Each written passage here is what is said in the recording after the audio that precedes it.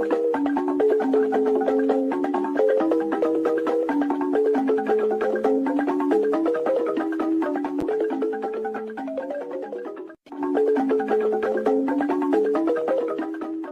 have no mercy for those that come to disrupt the restoration of this struggle. We don't negotiate with anyone. We will never do that. Because when you do things like that, you encourage the same thing to be inside the government, and they will continue to do what they are doing. There's an added access.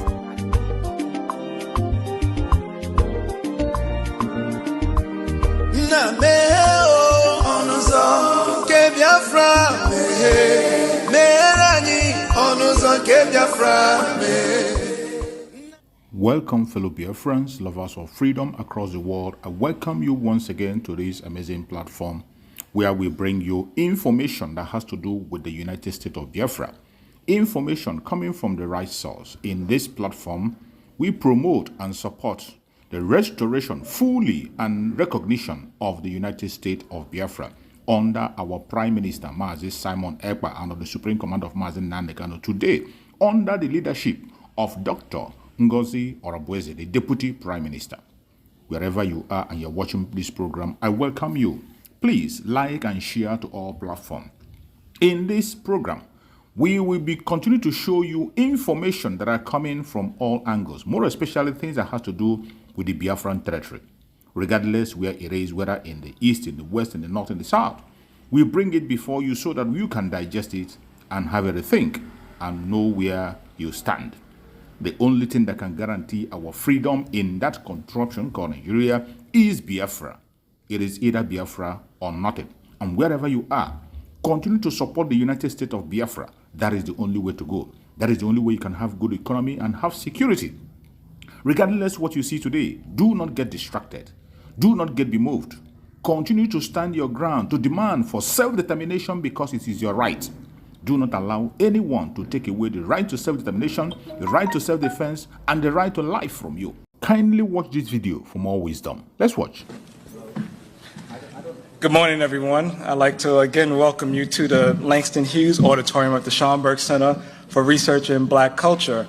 My name is Troy Johnson. I am the president and founder of the African American Literature Book Club, better known as AALBC.com. AALBC.com is one of the oldest and certainly the largest website dedicated to the works of books by and about Black people. Today, it is indeed my honor to introduce all of the author talks that will be taking place here. There are 3 that are scheduled. We have another one scheduled at 12:10 with author Dana Kennedy, who will be discussing her nonfiction work, A Journal for Jordan, A Story of Love and Honor. The third author talk that will take place will be this afternoon with author Gregory Walker, The Ethiopians Rediscovered, the African Expedition into the Trojan War. That begins at 12:45. But now we have author Catherine Acholonu, who is the author of the book, They Lived Before Adam. In 2001, after more than 11 years of research, Catherine discovered a library of ancient stone inscriptions made by the common ancestors of what she refers to as the Niger-Benue subfamily of the Nigerian tribes. These stone inscriptions are located in Ikom, Cross River State, Nigeria. They discovered that discovery buoyed her research and created an access into the lost civilizations of ancient Nigeria. As groundbreaking as the research found in John Hope Franklin's They Came Before Columbus, They Lived Before Adam extends the conversation and controversy surrounding Africa as the birthplace of human civilization. Again, it is indeed my honor to introduce Catherine Acholonu as she discussed in some depth her work, They Lived Before Adam. Thank you. Would you like to come to the podium? Would you like to come to the podium? Okay.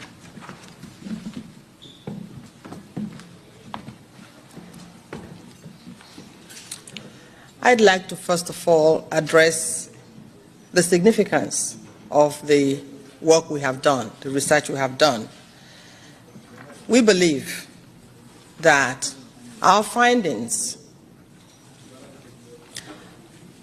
have expanded the parameters of knowledge. We believe that our findings call for another look at the history of mankind. We believe that it is important that history be rewritten so that Africa's place, Black Africa's place in it, will be ensured. The contributions of Black Africans towards the making of world civilizations are what our findings are about. Before I begin my talk, let me first of all acknowledge the following. Her Excellency, Haja Toure Umaru Musa Yaradua, the First Lady of the Federal Republic of Nigeria, for the support she gives to research and new vision in today's Nigeria. Their Excellencies, Chief Ikedio Hakim, Governor of Imo State, whom we, the citizens of Imo State, fondly call Ochinawata, the Boy King, for his contributions and his support, and that of his amiable wife, Barrister Chioma Hakim, for their unalloyed support for this project and for creating an atmosphere in Imo State, my home state, where intellectuals like me can function unperturbed and where academics and new ideas can thrive. The new leadership of Ohaneze Ndi Igbo, the Apex Igbo organization, we are grateful to them for powering the world presentation of and putting their stamp of support on our new publication, They Live Before Adam. I stand here today not just as myself alone, but as head of a research team set up in 2004 under the auspices of the United Nations Forum of Arts and Culture Nigeria. The United Nations Forum of Arts and Culture is a program of the Global Secretariat of the UNCCD, of which I happen to be the Nigeria representative and Goodwill Ambassador. This research team has in it personalities such as Dr. Ajay Prabhakar, an Indian software technology engineer and specialist of the United Nations Forum of Arts and Culture. Ms. Nneka Ebuna, a senior culture officer in UNESCO Nigeria. Honorable Edi Olumba, an applied arts specialist and a distinguished alumnus of Manhattanville College, Purchase, New York, the art and culture consultant of United Nations Forum of Arts and Culture. These are a few of those I will name among our research team. I myself am a professor of linguistics and African cultural studies, a former Fulbright scholar at the Westchester Consortium for International Studies, and visiting professor at Manhattanville College, Iona College, College of New Rochelle, Marymount College, all in New York State. They Live Before Adam is my 16th published book, and the second in a series which are the result of this research project, which originally began in 1990, 19 years ago in the state of New York, and precisely on the campus of Manhattanville College. Therefore, on behalf of my co-authors and co-researchers and myself, we express our gratitude to the U.S. State Department, to the Fulbright Organization, and to the Westchester Consortium for International Studies for this support I received between 1989, when I discovered and published the Igbo roots of African slave author and American slave author, Olaudah Equiano, also called Gustavus Vassa. And 1991, when these institutions I've mentioned granted me the honor of enjoying their hospitality and support as U.S. international visitor and as a Fulbright scholar in residence here in New York. They Live Before Adam is the sequel to another work titled The Gram Code of African Adam, Stone Books and Cave Libraries, reconstructing 450,000 years of Africa's lost civilizations, published in 2005. Together, these two books make up a total of about 1,150 pages. To underscore its importance, the Gram Code of African Adam, when it was published, was presented to the world on the 25th of September 2005 by the then President of the Federal Republic of Nigeria, Chief Olusegun Obasanjo, represented by the Minister of Culture and Tourism, Ambassador Frank Ogbewu. I am here on the invitation of the Harlem Book Fair, the largest black book fair in the world, to present our new book, They Lived Before Adam. Its findings, the prehistoric origins of the Igbo, They Never Been Ruled. Alternative title is The Igbo Since 1.6 Million BC. Two things mark out our work as a new and, as some say, groundbreaking addition to scholarship.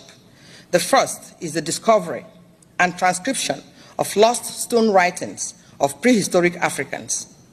These inscribed stones, located in southern Nigeria in a very rural place called Ekom in Cross River State, have been attracting international researchers since the colonial days, but we were the first to see their inscriptions as a form of writing and to actually isolate and transcribe some of its letters.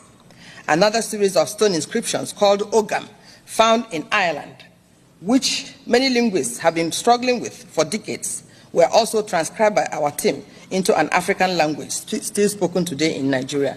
In fact, some Ogam inscriptions were found in West Virginia in USA. What we have found in the case of the inscribed monolith of southeastern Nigeria, the monolith of Ekom, is that they contain two letters that were the foundation of proto-cuneiform, a writing system used in Mesopotamia or Sumer before 4000 BC. The letters in question are the letter Ki and the letter Shi, the first and the last of the old Sumerian orthography. We also found some basic letters of early Egyptian hieroglyphics, such as the letters R and the letters N on the stones of Ekom. But the majority of the letters on the stones are from a Dravidian Indian language called Malayalam, as well as symbols now recognized as universal due to the fact that they now form the root of most cultures, religions, and sciences in the world. These include the cross, the spiral, the triangle, the circle, the concentric circle, and every other known geometric shape. The antiquity of the stones and the fact that they were discovered in the virgin forest, where many were buried underground, shows that they were indigenous and that they belong to the twilight days of human history, prehistory indeed. Oral tradition of the natives of Ekom say that the inscriptions were executed by the Stone Age people, the first humans to inhabit the area, and that they were invented by the first mother of humankind. They call this first mother Shishe, and say that she was the first woman to have borne a child by pregnancy, and that her first child was a boy, through whom sin and death came into the world. The monolith dedicated to her in Ekom bear the name Shishe, just like the oral tradition, written in an orthography that includes proto-cuneiform, that is Sumerian proto-cuneiform, proto-Canaanite, Dravidian Malayalam, and others. Her Ekom name, Shishe, is the same Hebrew name which Adam called Eve in the biblical story of creation. Her eyes and mouth form the Canaanite Hebrew letter Ayin, which is the first and highest sephira in the Hebrew Kabbalah. It represents the no thing, the infinite, the ineffable God. There are over 300 of these stones in Ekom, Nigeria. Another thing that marked a turning point in our research was the discovery by a team of archaeologists of the University of Nigeria in Nsukka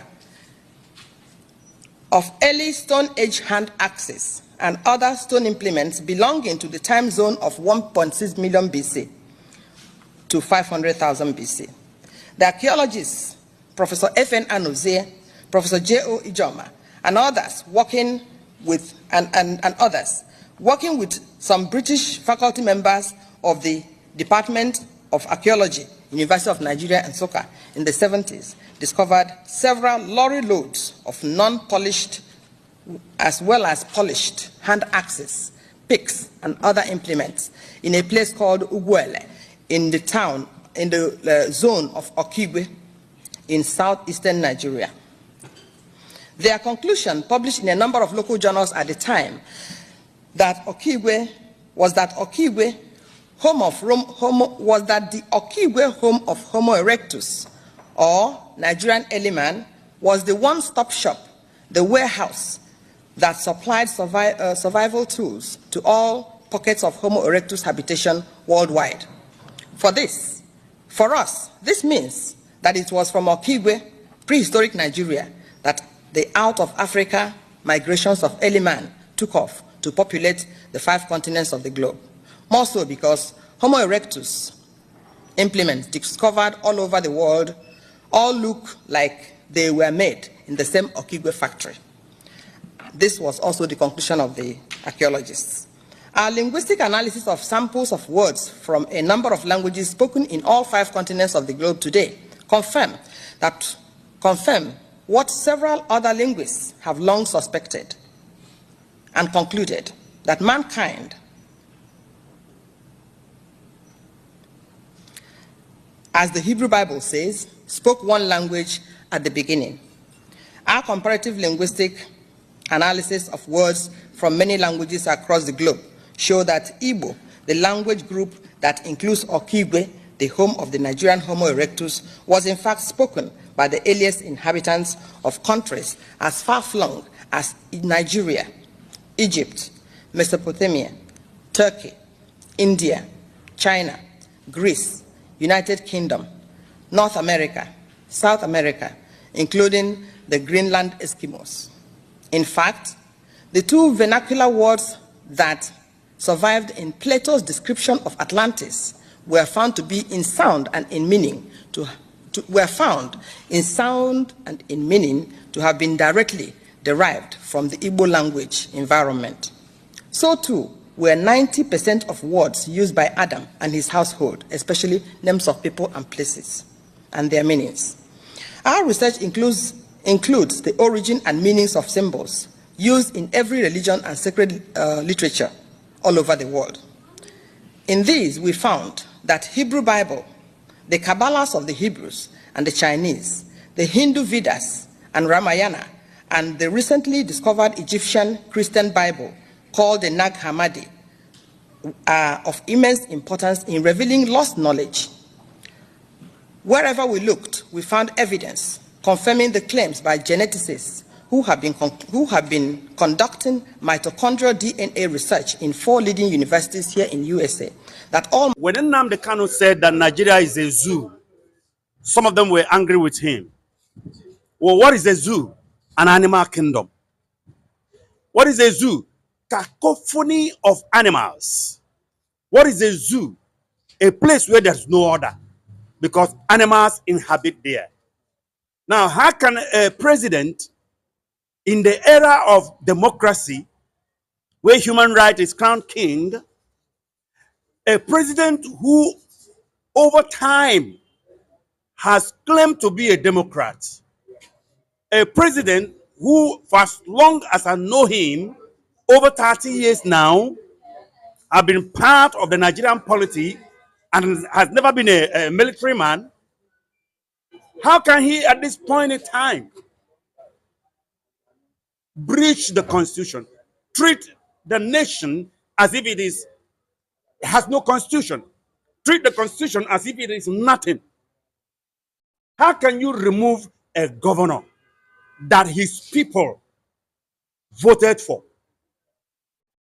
because of selfish interest? It doesn't happen amongst humans. Such a thing is expected to happen amongst animals. It is absolutely wrong. It is absolutely godless. It is absolutely illiterate. It is unlawful. It is a rape on democracy. It is totally unacceptable. See, I am one of the agitators of a new Nigeria. And I keep saying it, that we cannot continue this way in this country. See, all of us are going to become irresponsible fathers, irresponsible uncles, irresponsible politicians, irresponsible people in leadership if we hand this country the way it is now over to the coming generations. Bola Ahmed Tinubu, the president and commander-in-chief of the Armed Forces Federal Republic of Nigeria, has disappointed me and has disappointed everything that has to do with good and justice. And look at the people behind him. Look at the Senate president approving it. Look at House of Reps approving it. Why? The lawmakers who don't know the law. Why? Why must you approve such a thing? If anybody is calling for the impeachment of the president, such a person is right. Because I cannot understand why these people cannot do things that will build this country, but instead continue to do things that will destroy the country for selfish reasons. See, I keep saying it, that the problem with Nigeria is the politician. The Nigerian politician is the problem that must be solved in this country. Thank you. How do we solve it if the politicians are the problems, which of course the public also share the same sentiment? Now, what is the way forward? Will Fubara challenge this illegality and fight this illegality, or will they watch it slip down, of course, the drain? When you fail to address illegalities, they become monsters, they become norms. What are Nigerians doing rather than of course, ranting? The system is the problem. Thank you so much for watching the program. I appreciate you for your patience to watch from beginning to end. I hope you have learned a lot from this very program that I just played, this video. Please like and share the video. Share to all platforms. After sharing the video, now you can go to the comment section and put down your comments. Whatever suggestions, contributions you have to make, what you think about the video I just played, go to the comment section and put your comment. I will go through the comment section, and I bet you I am learning a lot from there, and you can equally learn from there. Let us share our experience on that comment section. Thank you so much, and stay blessed. Don't forget to share, and we continue to bless you as you share. Biafra government, peace, progress, unity, and equity. We move. Airborne.